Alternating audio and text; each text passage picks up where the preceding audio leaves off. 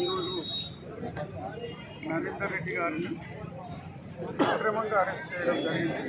కనీసం ఆయనకు ఇన్ఫర్మేషన్ లేదు, లేకపోతే ఆయన అక్కడ ప్రజెంట్ లేడు, ఆయనకు సంబంధం లేని విషయంలో కేవలం మనందరికి కూడా అర్థమయ్యే విధంగా ఒకటే విషయం, అందరికి కూడా అర్థమవుతుంది, అందరు ఎదురు చూస్తున్నటువంటి విషయమే.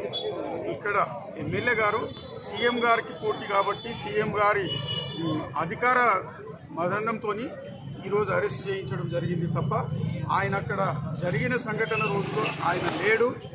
ఇంకా న్యాయవాదులు కూడా మేమందరం కూడా అక్కడ జడ్జి గారికి న్యాయస్థానానికి తెలియజేయడం జరిగింది.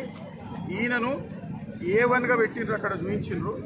నిన్న చేసినటువంటి రిమైండ్ కేసు డైరీలోనేమో ఇంకెవరినో సురేష్ అనేటి ఆయనను A1గా చూపించి ఇప్పుడు ఇంకా అది మార్చేసి మళ్ళీ తీసుకొచ్చి ఈయనను, ఎందుకంటే అధికారం ఉన్నది కాబట్టి ఎవరిని ఎక్కడ చేర్చాలన్నా ఎక్కడ చేయాలన్నా కూడా చేస్తున్నారనే ఉద్దేశం, అధికార దుర్వినియోగం అనేది పక్కా కనబడుతుంది. ఇదైతే చాలా హేయమైన చర్య. కేవలం పొలిటికల్ మోటివేటెడ్. ఇంకా ఇంతకన్నా పెద్ద సీటు ఏది లేదు.